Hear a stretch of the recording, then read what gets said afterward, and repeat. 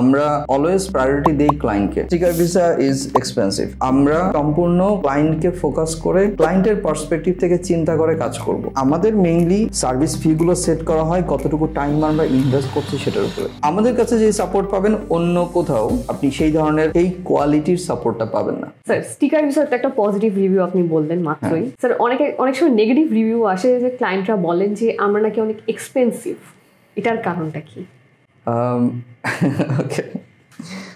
হ্যাঁ, এটা সত্যি স্টিকার ভিসা ইজ এক্সপেন্সিভ। আমরা যখন স্টিকার ভিসা ইনিশিয়েট করি তখন আমাদের প্ল্যানটা ছিল, আমি আগে একটা কথা বলেছিলাম যে আমরা সবার জন্য কাজ করি না। আমাদের প্ল্যানটা ছিল আমরা সম্পূর্ণ ক্লায়েন্টকে ফোকাস করে ক্লায়েন্টের পার্সপেক্টিভ থেকে চিন্তা করে কাজ করব। We will give a lot of time to the client, যেটা অন্য কোথাও দেওয়া হয় না।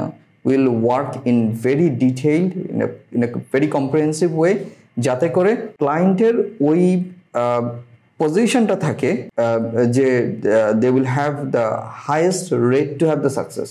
হ্যাঁ, তো সেই কারণে আমাদের মেইনলি সার্ভিস ফি গুলো সেট করা হয় কতটুকু টাইম আমরা ইনভেস্ট করছি সেটার উপরে। সো যেই ক্লায়েন্টের জন্য যত বেশি আমরা টাইম ইনভেস্ট করব, ফিজটা কম্পারেটিভলি সেরকমই আসবে। অনেকের ক্ষেত্রে দেখা যায় যে আমাদের টাইম কম ইনভেস্ট করতে হয়, সো আলটিমেটলি তাদের ফিজগুলো কম আসে। কিছু কিছু ক্ষেত্রে হচ্ছে দেখা যায় যে কেসের মধ্যে অনেক কমপ্লেক্সিটি আছে, যেই কারণে আমাদের অনেক কিছু স্টাডি করতে হয়, প্রিভিয়াস কেস স্টাডিগুলো পড়তে হয়, ইমিগ্রেশন লতে কোনো কিছু কন্ট্রাডিক্ট করছে কিনা।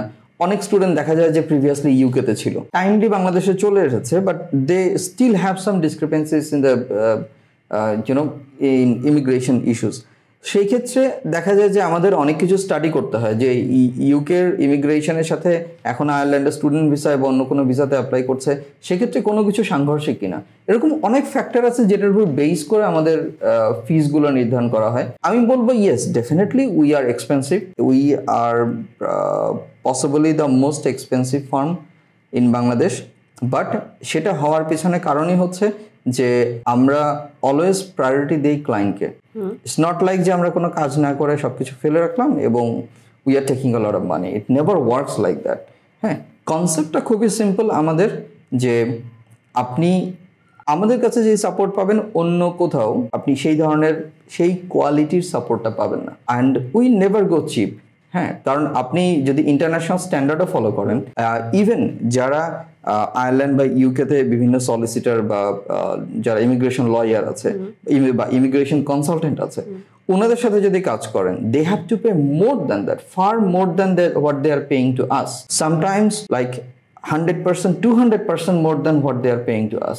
So in such circumstances, same quality of work তারা আমাদের বা সার্ভিস তারা আমাদের কাছ থেকে পাচ্ছে, but with a 50% fee or 25% fee. So comparing to the standard of work, আমাদের ফিজ আসলে বলা যায় যে খুবই কম। এটা হচ্ছে ফ্যাক্টর।